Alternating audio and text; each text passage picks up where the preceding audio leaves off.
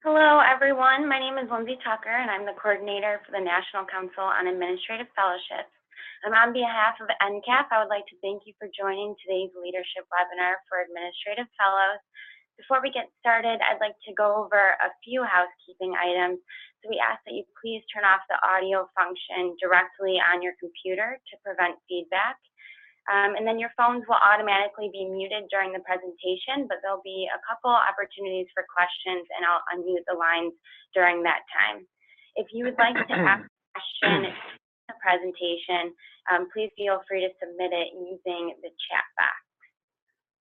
So with that, I wanted to provide a brief overview of NCAF for those of you who may not be very familiar or who have joined recently. So first we have our website, so you'll find things like the Code of Good Practice and our member list listed on the website for your viewing. We also send out a newsletter communication to all NCAF members, so if you're not currently receiving that and would like to, please let me know. We have our Administrative Fellowship directory, so you'll find all Administrative Fellowship site members listed there and a couple facts about each of them, as well as our centralized application service, which most of you used this past cycle to collect applications for interested applicants.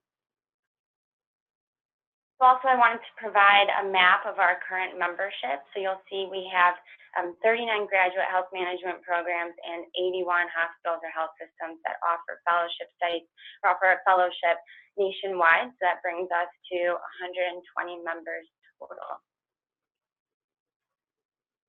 So I would now like to introduce our presenter, Chris Nagel. Chris is the Director of Team and Leadership Development in the Global Leadership and Learning Institute at Cleveland Clinic. He started his career in the service industry and then switched to healthcare in 2002. Among many certifications, Chris is the certified facilitator for the Power of TED, which he'll discuss more during the presentation. So Chris, you should see him in a video format in the corner. We're super excited to have you today, and welcome. No, I appreciate being here.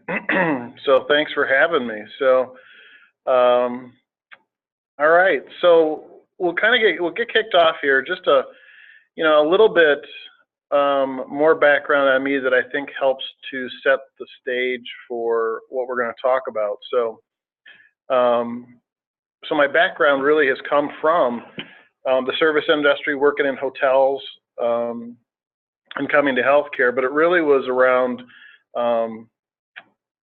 housekeeping, and I was the director of environmental services for a long time, and all of a sudden got this itch to go back to school for something, and I really dove into this whole leadership development piece and serving leaders specifically. So I went to Gonzaga University and went through their serving leader program, got my master's in serving leader, and I came back and I was like, well, I've got the degree, now I can be a serving leader.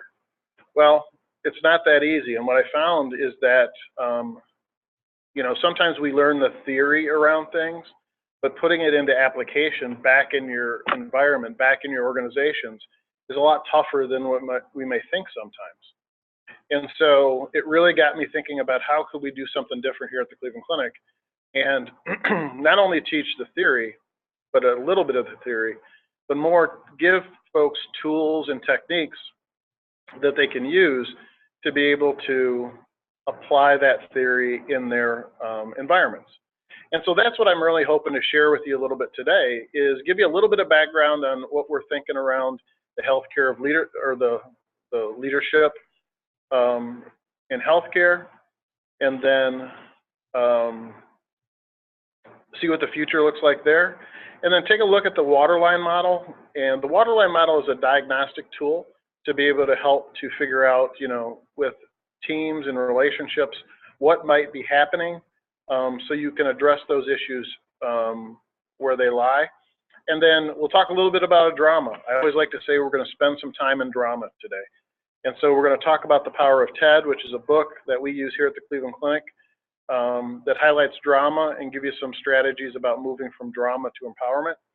And then we'll just, a couple times throughout the session, we will give you some opportunities to ask questions, make comments, and have some open dialogue.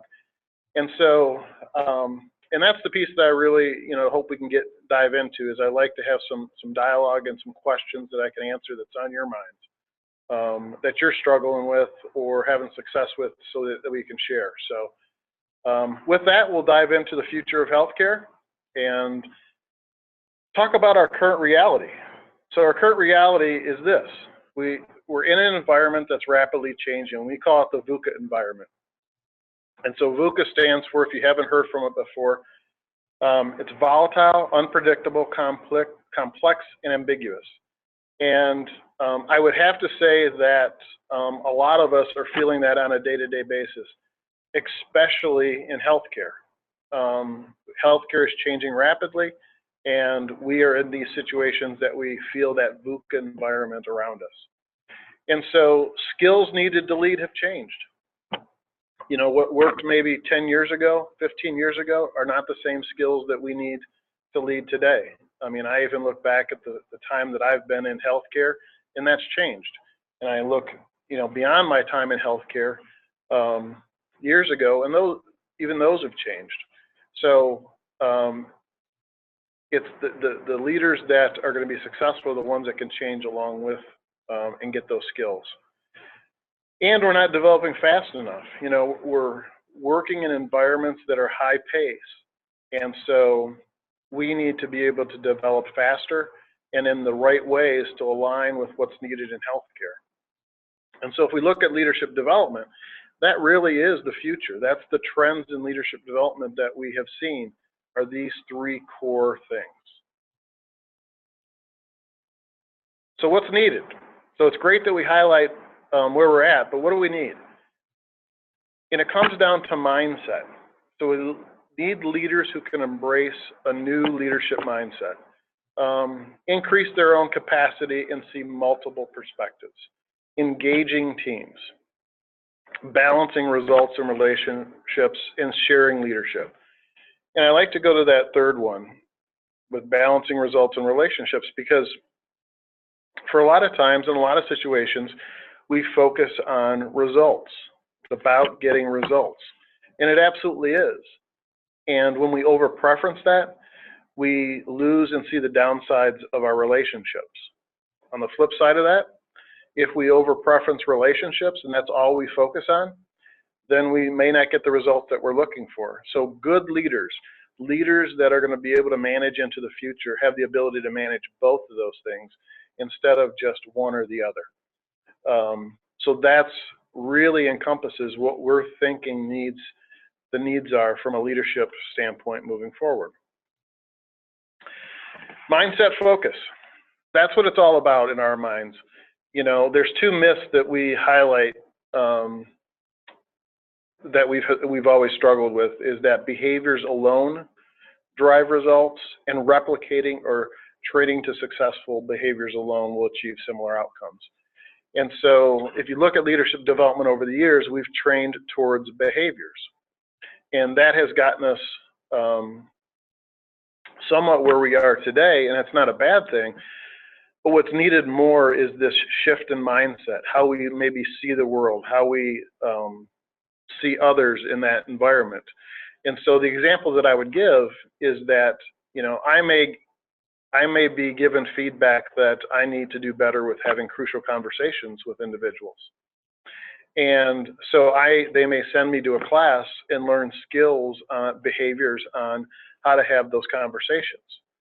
And so it may feel good in that class that I take with practicing with softer, non-risky, if you will, type of scenarios. It feels good. And then I go back into my environment and I go to have that conversation with somebody that I really don't care for, that I don't see the strengths in, and it doesn't go well. It's because my mindset is still that that person does not add value, that person may not be have strengths. So it's not until I can change that mindset of how I view that person that I can have those conversations that are more productive. So we talk about getting results, and we've talked about a lot of times it's around behaviors, but the shift in our leadership over the next 5 to 10 years is going to be, how do we shift our mindset? and the way we view problems, the way we look at the world. And so that's one of the keys that we'll talk about today a little bit. How do you do that? So how do you create that new mindset? And it's about vertical development. So if you haven't heard of vertical development before, it's a concept that's relatively new, but it's growing in popularity. And it really says there's two types of learning. There's horizontal learning and there's vertical. Horizontal are about the skills and the techniques and the abilities that we have, where vertical development is our capacity to hold that information. And I'm sure that all of us have information that comes into us on a daily basis, whether it's a new skill, just general information, data to process, whatever it is. And we're being asked to process that quickly in our environment that we're in. Well, our brains can only hold so much. And so what happens with that extra information? It gets lost. It gets dropped. And so what vertical development is about is how do we increase our capacity to hold that information? And so if you think of it in terms of a cup, you know, you've got this pitcher of water and you've got a glass, and you're trying to put all the information that's in this pitcher of water into that glass, which is our brain. And it'll overflow at some point.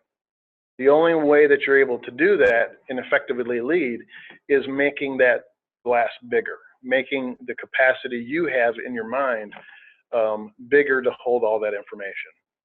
And so that's really what we focus on in some of our work here, is how do we expand our thinking? How do we see different perspectives and increase our vertical development rather than just the behaviors or the skills that we learn over time? So the very first thing that I want to share with you is called the waterline model. The waterline model is a diagnostic tool that you can use that can help you to handle situations on teams as well as within individuals. So I'm very sure that you've experienced a team dynamic or a relationship dynamic where things just, you're spinning your wheels on a team. It doesn't feel like it's very productive. Relationships aren't good, and you want to do something different, and so we tend to work harder. The waterline model will help kind of put this as in frames for you. So as I describe this, I want you to think of a team that you're part of that you might be experiencing some dysfunction or low performance. So just think to yourself as I'm describing this, what's happening and what do you think is the root of this dysfunction? All right, so the waterline model. So basically you see the water there, and there's a couple things above the waterline. So these are our tasks that we do every day and our goals. So the tasks could be anything that takes up our time throughout the day.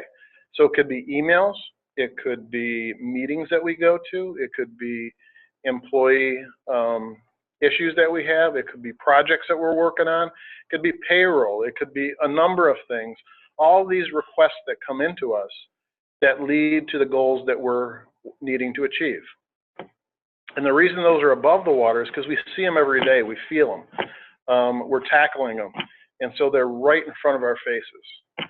What the waterline model says is that as we dip below the waterline, these are the things that are more hidden to us, that we don't see, that we may ignore, but they also lead to dysfunctional teams or relationships that might not be working as good as you'd like them to.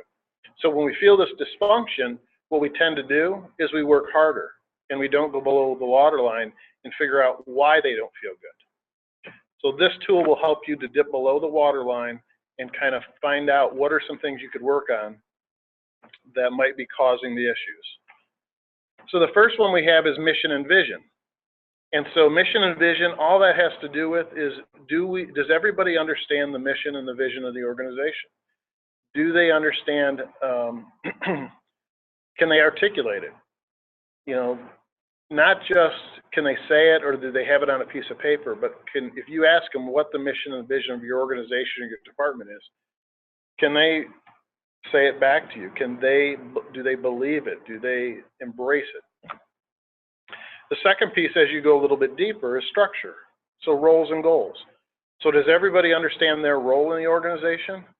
Do they understand how their role gets to the goals, why their role is important in the role that they play in that? Do they know where their role starts and stops and where somebody else's starts and stops? Group, it's about dynamics and norms. So who's participating in conversations, who's not participating in conversations, who might be causing disruptions, how do we handle those disruptions and conflicts, and how do we make decisions? Those are some of the things that can come up in the group dynamics. Interpersonal is between two people. So it could be something that just you have a disagreement with somebody else, you're not seeing the same things eye to eye, and so it really is around two people and how they interact together. Individual, it's within a single person. So it could be their values, their beliefs, it could be what they want, their desired outcomes, it could be the strengths that they have, it could be the skills that they have. So something's going on within the individual. So if you look at these things, and you notice how they get deeper in the water, it's because some of the things that are deeper in the water are harder to handle than the things closer to the surface. And so as you go deeper in water, it gets colder, it gets darker, more murky. And so those are the tougher things that sometimes we handle. So I'll give you an example real quick of how this played out for me. So I had somebody within my department that we were working on a project together, and we found that we were definitely at each other. And so where did we go? It's interpersonal. It's between two people. And so, I didn't care for her and the style that she was, doing, and she didn't necessarily care for me and the things that I was doing. And so what did we try to do? We worked harder. What did we do? Let's go to lunch. Let's figure this out. Well, we could never figure it out because we felt it was interpersonal between two people, and it really wasn't. And so we went down this water line and said, do we have a clear vision and mission? Absolutely. We had a pretty good vision and mission. Do we have structure? Do we understand the structure, our roles and goals? And that's where it was. Our boss told us both that we were working on we were the leads on this project. So she thought she was the lead, I thought that I was the lead, and that's where our clashing kind of came up. So we had to get that clarified, and once we got that clarified, the issues that we were seeing in the group went away, and the issues that we thought was interpersonal went away as well. The other thing around the waterline is that when we ask people to first diagnose their issues, 90% of the time, they will diagnose their issues as interpersonal between two people. That's some sort of conflict. And most of the time, it's something else higher up, mission and vision, structure, or group, that's causing that interpersonal feeling of conflict. So what we find is when you feel that, if you go through this structure and ask yourself those questions, that you typically find that there's something higher up that's easier to resolve than interpersonal.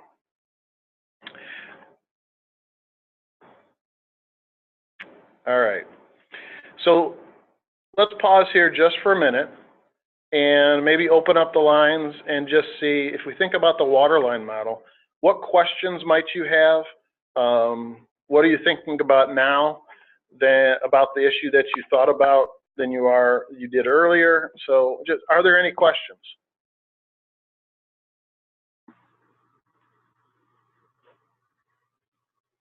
Everyone's phones are now unmuted, so when you do have a question, if you could state your name and the organization that you're a fellow at, that would be great.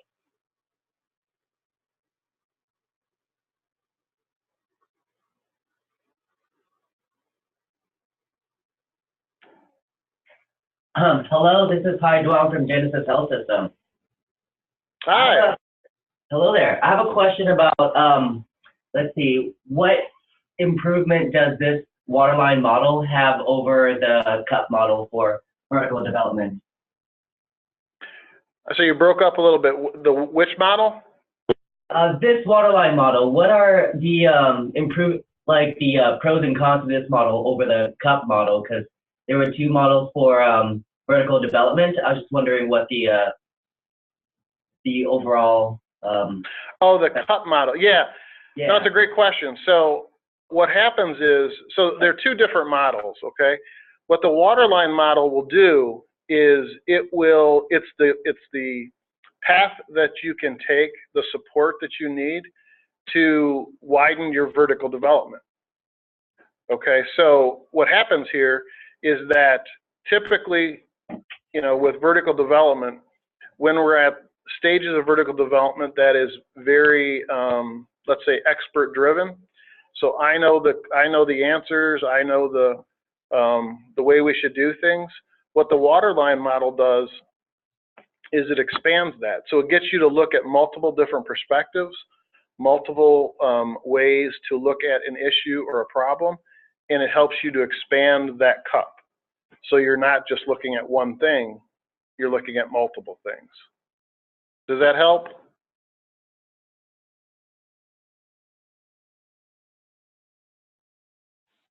Yes, it does. Thank you. Yep, good. Other questions or other thoughts?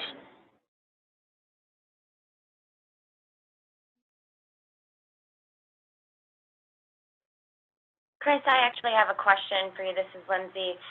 Sure. So you mentioned previously, not on the webinar, but when we were discussing prior to the webinar, that fellows at Cleveland Clinic have enjoyed using this model.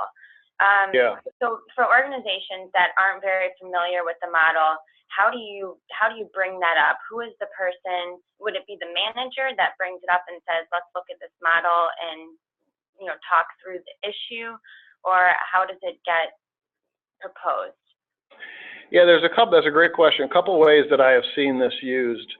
So the first way is it's really can be just a self-reflection for the leader. So you're experiencing something on a team or with a relationship, and you want to dive in a little bit deeper to it and figure out what's really going on. And so you can just take this and take 15, 20 minutes and go through it and say, oh, here's what's going on. It's team dynamics, or it is the mission and vision. We don't seem to be aligned. So it can be just a self-reflection tool for the manager, or a diagnostic tool. But I've also seen leaders use this from the standpoint of projects that they're working on. So I know a couple of the fellows, when we did this model with the group, what they said is, we're working on some projects, and it just seems like there's a few people that might be at each other, with disagreements and can't resolve it, or we seem to be spinning our wheels and not getting anything done.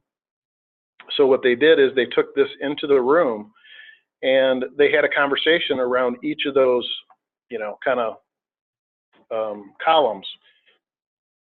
So they said to the group, what's working well as it relates to mission and vision? And if we could do something differently, do we need to do anything differently to make our group better under mission and vision? And they took each of those, and they were able to leverage the strengths of the team and what was working well, but also come up with 2 or 3 things they could do differently as a team to make them a little bit more effective. And so that's been a way that people have used it.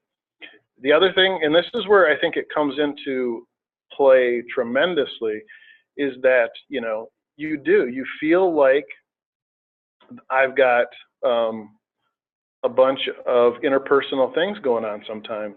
And so to take that step back and look at this and say, is it really interpersonal, or could it be how we're making decisions? Could it be that we're not including everybody in the conversation?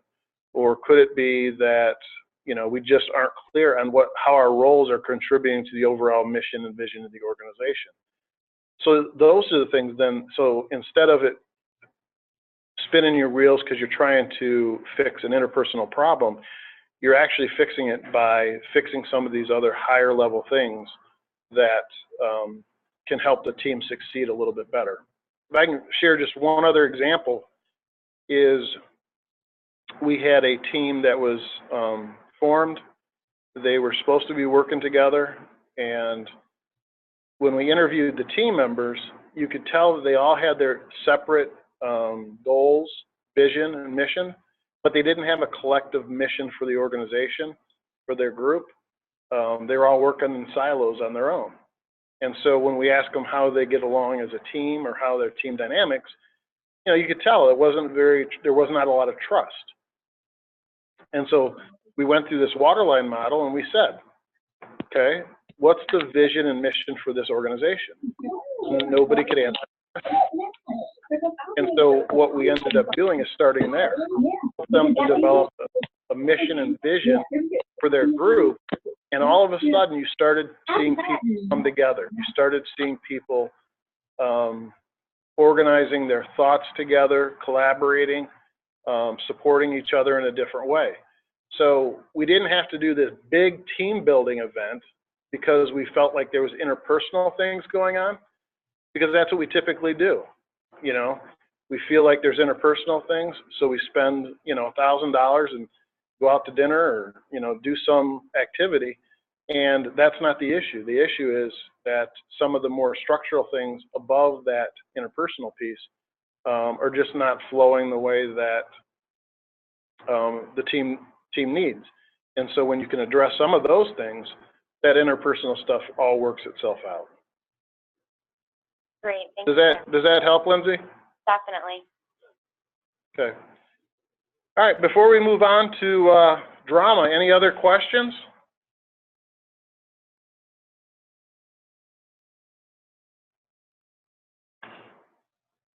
All right. So let's spend some time in drama. Trying to get my screen moving here.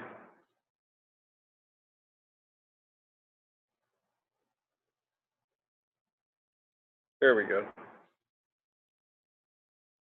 All right, the power of TED. So some of these slides are actually, I'll go through pretty quickly because they're there for reference for you. And I'll try to stick to some of the frameworks. So the power of TED is a book by David Emerald, and it's a fable that we use here at the Cleveland Clinic that has been extremely popular. And basically what it says, and I would be surprised if I asked this question and anybody responded, but you know, does anybody not experience any drama in their life?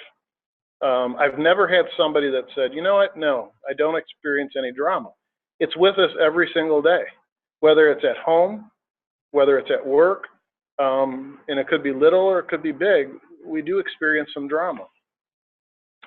And so a couple key concepts to think about when we think about this drama is it is all about mindsets or orientation. So how do we look at things? It's about default. So our natural and habitual behaviors that we go back to that helps us to manage our anxiety. And it's about the FISB model. And so if you look at there at this model, what the model says is what we focus on creates our inner state, and that creates the behaviors that we choose to do. And so, so that's really where we'll start, is this whole idea of about orientations.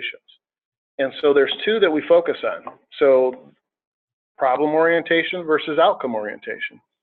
So if you look at the left here, we've got the problem orientation.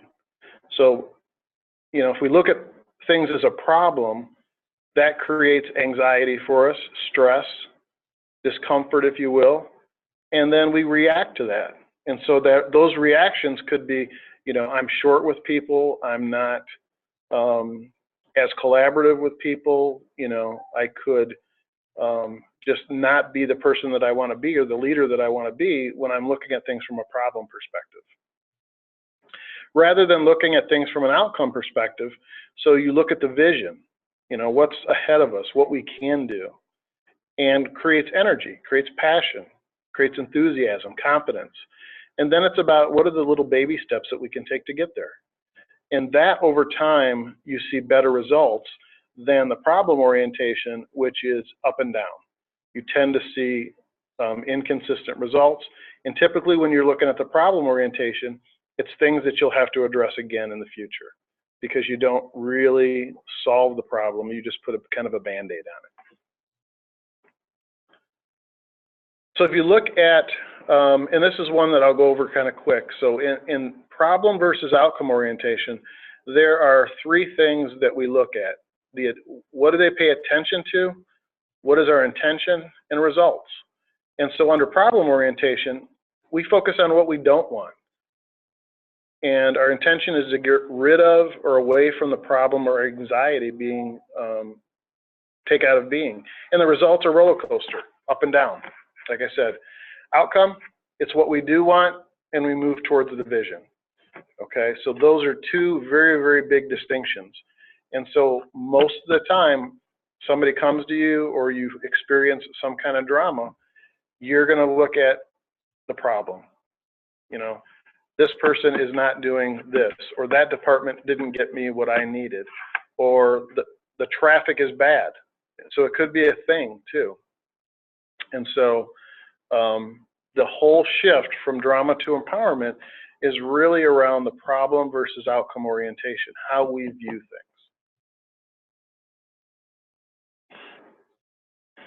Okay, this one just goes a little bit deeper into the orientations and what they might be thinking, feeling, and some actions. And so again, this is one that's there for you just as a reference, but you can see under problem orientation, how many of you feel like that sometimes? Fire drills. We're not getting things done. We're paying attention to things only partial, getting them partially done. Vision is unclear. You're exhausted, burnout, drama, stress, anxiety. Those are the things that we feel and what we think. What we want to get to is action focused, forward progress, attention on short-term baby steps, what we do want. Empowered, inspired, and energized. Those are the things that's what a serving leader can provide. And it's how do we get there? And again, it goes back to mindset. It's how we approach things. Are we approaching things from a problem orientation, or are we approaching things from a outcome orientation? Okay. The dreaded drama triangle.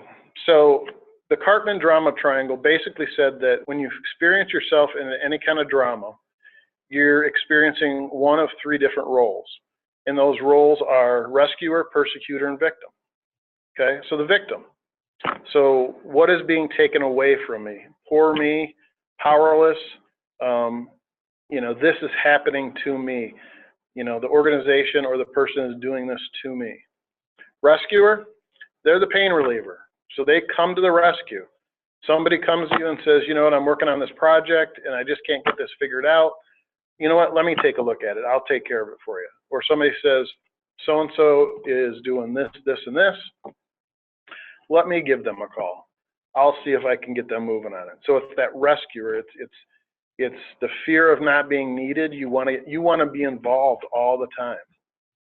The persecutor, that's the problem. So they tear people down. They blame. You know, so-and-so did this. That's why I couldn't get my stuff done. And so it is, and it can be a person and it can be a thing. So, you know, traffic could be the persecutor. I can't get to my destination. I'm the victim. And the persecutor is the traffic itself. And so, again, in all of our lives, we come to these situations that we're playing these roles. And sometimes we're playing these roles in and out within seconds of each other. And so if we think about this, you know, what I encourage you to do after this is to look for situations where you're experiencing these roles. Because now that there's this definition about it, you can see when you're in and out of these roles, your self-awareness can get higher, and you can, when your self-awareness gets higher, that's the choice point that you have. That's the point where you can shift to a different role. You can shift to a more empowered role, which we'll get to in a minute. The thing that I always say here, especially from a healthcare perspective, is that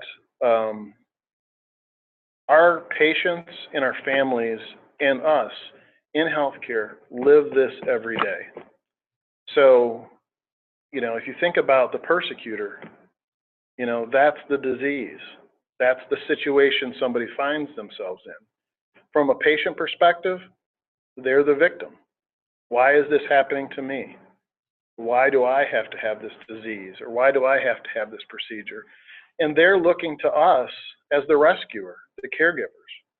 And so each and every time a caregiver walks in a patient room or in an appointment or on a phone call, they could be experiencing, most likely, some sort of drama triangle. So from a healthcare perspective, this is on our radar every single day. And so if we can learn different language, different ways to ask questions, that could help people, instead of looking at it from a problem perspective, looking at it from an outcome perspective, I think we have a lot of room to help our patients, our families, and ourselves as caregivers reduce the stress, reduce the anxiety that we experience to a more empowered state with their health care. All right. So how do you get there? So each of the drama triangle roles has a subsequent role. So for a victim, instead of feeling like a victim, how do you create? How do you choose to respond? How do you focus on outcomes and have that I can do it mentality? Instead of a rescuer, how do I coach? How do I support? Ask clarifying questions? How do I encourage? And understand that it may take a little bit more time, but you can have some good conversations through coaching that help them become more engaged. And then as far as a persecutor, how do I challenge? So how do I let them know or challenge their assumptions or challenge their thinking? Gets them to move in a way that they didn't think they could move before, that encourages them to do it.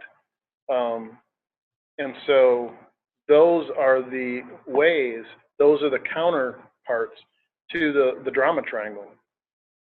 And so when we look at it from a standpoint of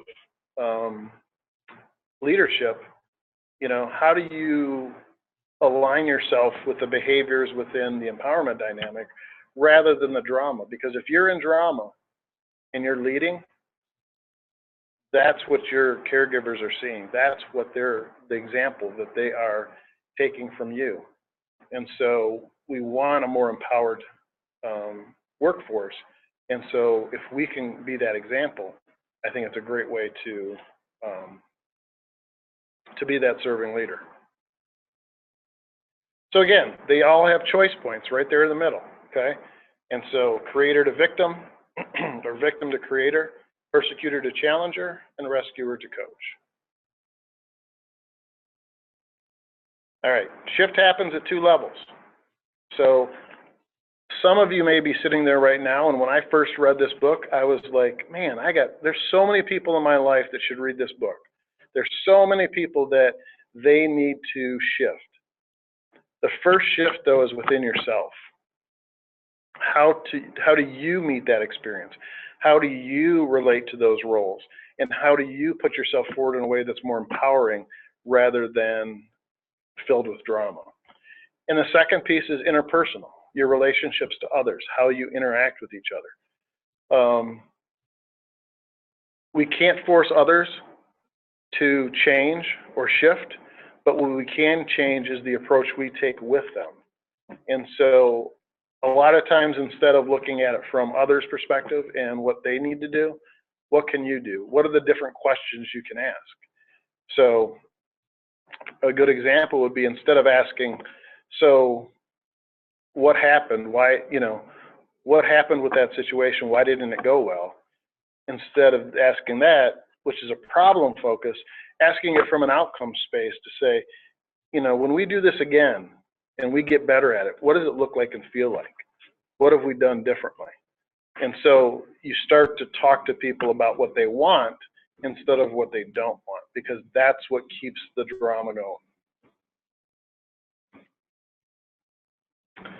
All right, just a couple central questions for each of the shifts. So from victim to creator, what do I want is the central question, and that's from a reacting to choosing standpoint. Challenge to persecutor is, what is my intention? So putting people down versus building people up, and coaching and rescuing, how am I seeing others? Telling versus asking. You should do this. This is how you fix that situation. You should go do this. Instead of asking is, if you're going to do that differently, what could you do differently to make it even better? Or where do you think you could find that resource, instead of just telling people where to do that resource, get that resource. All right. And this is what it comes down to, the 3 vital questions for work and life. And so these were created for us to create a pause for ourselves, to create, when we do find ourselves in drama, to kind of reflect on these questions. So I'm going to go over them, but I'm also going to give you a couple examples of how I've used them. And so what am I focusing on, problem or outcome? Okay, if I'm focusing on the problem, I'm probably still going to be wrapped up in the drama. If I'm focusing on the outcome, I'm more apt to align myself with some of the empowerment dynamic roles. How am I relating? So how am I perpetuating the drama? What role am I in, and what impact does that have on others in the organization? And then what are my actions aligned with the problem or the outcome? So am I just reacting to a problem and my actions are aligned with that? Or are my actions really aligned with getting to where I want to be? Okay, a couple examples, 2 quick ones. One is, I was supposed to do a facilitation about 6 months ago, and it was at 6 o'clock in the morning. And so I got down to the main campus at 5:30, got to my room, and it was set up for somebody else. They were already in it, already set up. So immediately I was in drama mode. So I was the victim, right? Here's what's happening to me. Why is this happening? It's early. I've got a facilitation. And I went right into persecutor. Who did it? You know, so I was persecuting others. And I was looking for a rescuer. So right in that situation, within 5-10 minutes, I've played all the roles. I've touched them all. And I had to go back to these questions. And I said, what am I focusing on? Well, I was focusing on the problem. I was focusing on who did this, why did they do it, you know, how are we going to hold them accountable, instead of the outcome. And that's where I had to shift. What's the outcome? I still want to put a facilitation on that's really, really good for these participants. Okay? And so how am I relating? At first, I wasn't relating very well, because I was saying, well, who did this? Why did they do it? Instead of saying, is there another room that we can use? So getting that create, instead of victim, being the creator with the people that were around me at the time. And my actions were ultimately aligned with the outcome. So how do I find another room? How do I communicate to the group? And so it ended up, we got started about 5 minutes late in another room, and I was in a better space to facilitate instead of in that drama space, right? It could have came across to the participants as me being in a bad mood, or not, you know, approachable, or not wanting to be there. So that's just a quick example. Another one is, I was in a meeting and had somebody kind of lash out at me about a perceived, something that I said that they perceived wrong. And it was inappropriate on their part how they lashed out. And so when somebody lashes out at you like that, your immediate response is, you know, what are they doing? That's not appropriate. They're the ones that are wrong. Again, focusing on the problem. So it took everything I had, but I had to take a step back and say, what's the outcome here? Well, I want to have a better relationship with this person. So I had to think about how I'm relating. There was others in the room at the time, and I had to align the actions I wanted to take with what I wanted, which was asking them, let's have a conversation and tell me, when our relationship is working well, what does it look like for you? Instead of, you know, what's your problem? Why did you react like that? And focusing on the problem. So we had a great conversation, and we were able to come to some agreement about how we can interchange with each other in the future to be able to have better interactions. And it's went very well. So So those are the 3 questions I wanted to highlight that I think are very, very important as we think about this drama. Okay. So again, I'll pause there, kind of open it up for any and all questions and thoughts and about the content or anything that's on your mind. And remember, I like questions, so you can type them in the chat room or just highlight them. I think you're off mute now.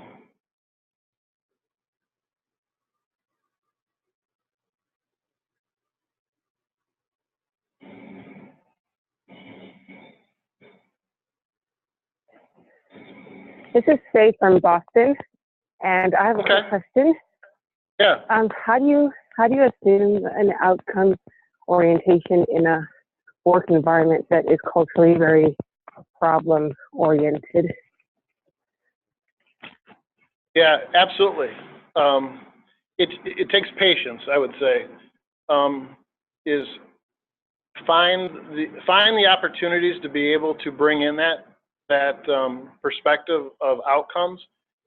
So what might you do is, if let's say you're in a meeting and there's dialogue around, it starts with a problem, right?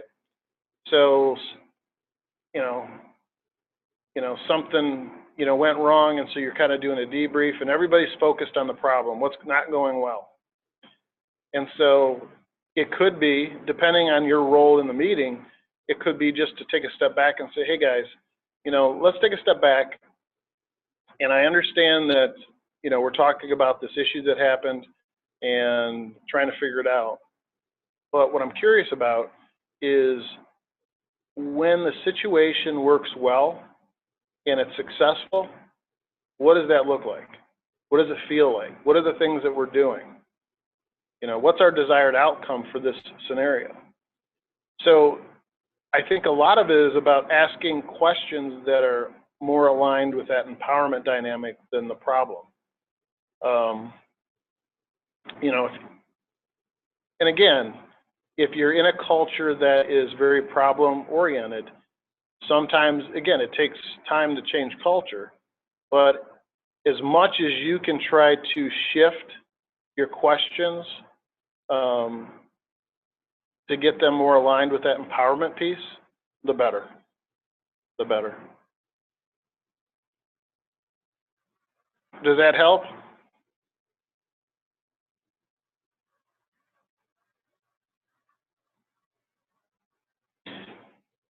And sometimes it really is a matter of you changing first and how you approach things, and getting people to see how you're approaching things, and they say, you know what, that seems less stressful, that seems less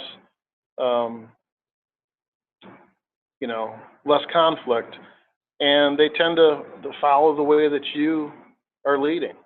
I remember 5 years ago when we started this work, we were very similar in a lot of areas, very negative, problem focused, and it was just about staying with it, asking different questions, asking questions that led to an outcome orientation rather than problem. And were we able to stay on it all the time? No. There's always, people or situations that make us, that trigger us, right? They trigger who we are and how we interact with things, but it's your awareness that will be increased, and then that way you'll have a better choice to make, whether I want to stay there or I want to try to do something different to take it out of drama. So we do have a question from Amy Haldeman from Genesis. What personal characteristics normally make a person categorized as a victim or a rescuer or a persecutor? Yeah, so personal characteristics. That's a great question. We've really, if we go back to the slide where, you look at some of the things that are highlighted there from a standpoint of just words that we've used, you know, from a victim standpoint, it is somebody that is maybe self-conscious, maybe does not have a lot of self-control, maybe sometimes, has had some, a confidence level is a little bit, you know, low. A rescuer, I'm a recovering rescuer, I would tell you that right now. And from a rescuer standpoint, it really has to do with wanting to be kind of the center of attention, likes to be helpful, likes to have responsibility, likes to be seen. And then a persecutor is all about survival. And so they persecute to be able to survive. So they don't want to be seen as the problem, so they'll divert the attention to others. And so, you know, if you look at those are, I guess, some of the characteristics that you see in people. And a lot of times, you know, we look at these, you know, because we pursue strength, we could start to go into the downside and then this drama triangle. For instance, for me, so one of my strengths is responsibility. And so I like to take things on. I like to help others. And so that's great, but if I overdo that, I start to take on too much. And so if I start to take on too much, I start to get resentful. And I feel like the victim. Why is everybody dumping on me? Why is it that I have to do this? Why can't anybody else do their job? Right? So I go from victim, feeling that woe is me, why is everybody dumping, to persecutor, which is, you know, why am I the one who always have to do this? You know, I've got to do everybody else's job. And then I look for the rescuer. So, you know, I think some of the characteristics that come out in here are sometimes can be strengths. And sometimes we look at those things and we overdo our strengths to get into the downsides. So good question. What others?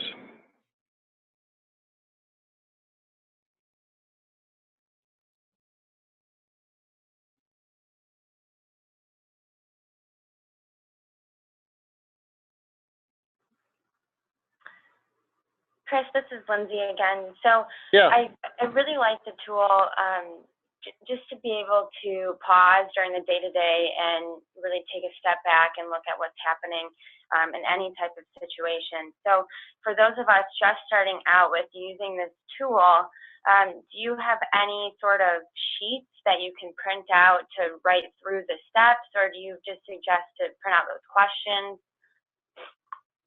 Yeah, you know what? I can send over a sheet that we have that has the question, and then it has some sub-questions, if you will, to kind of take a look at and kind of ask yourself. But I think that if you just ask yourself those 3 questions, I think you'll have enough information to answer those, to really give yourself some self-awareness and give you the opportunity to shift.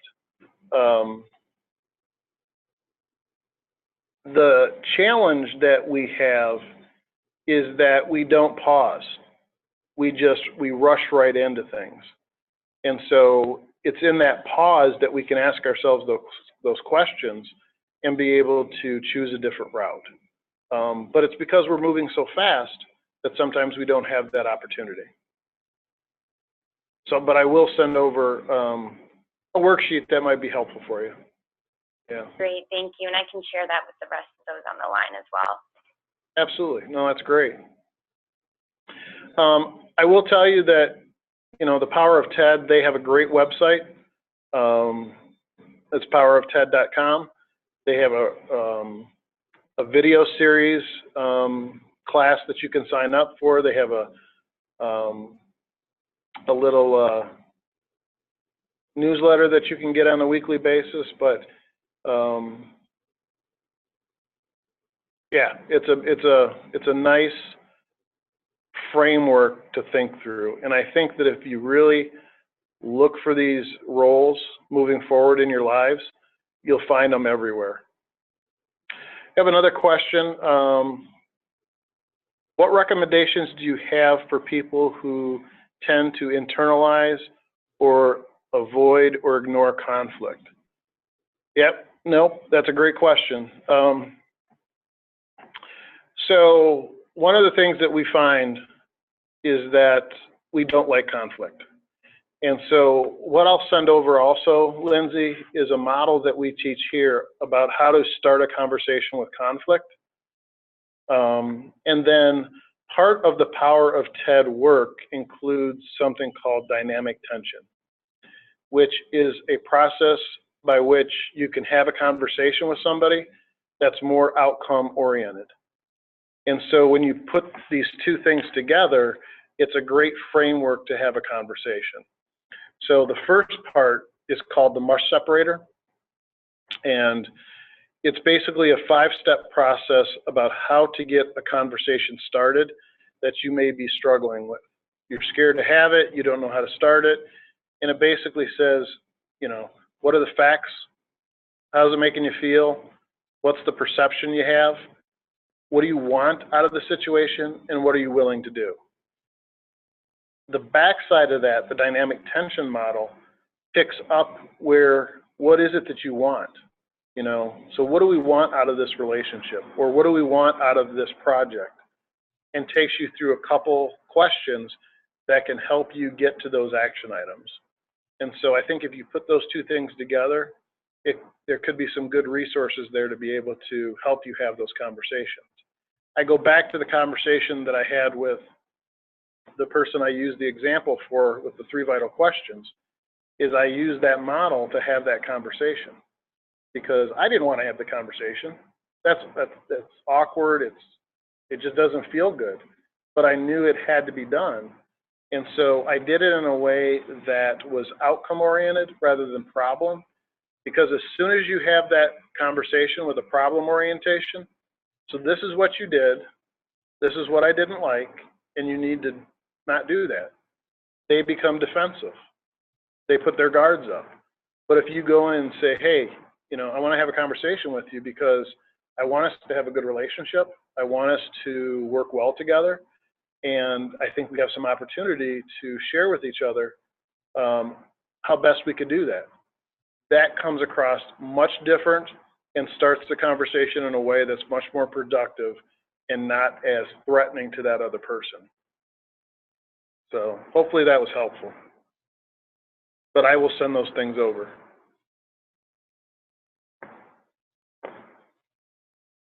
So I think we've got a couple minutes left, just 2 minutes. So I want to respect everybody's time. So here's the last thing that I'll say to the group. When I do this work, I end it all the time with this, is you don't have to attend every drama that somebody invites you to. So sometimes we get wrapped up in dramas that we have no business in being in, we don't need to be in it. And so your go-to question for somebody when they try to draw you in, instead of leveraging and talking about the problem, all you have to say to them is, what's the outcome you're looking for here? And it can help to start to shift from that drama to empowerment.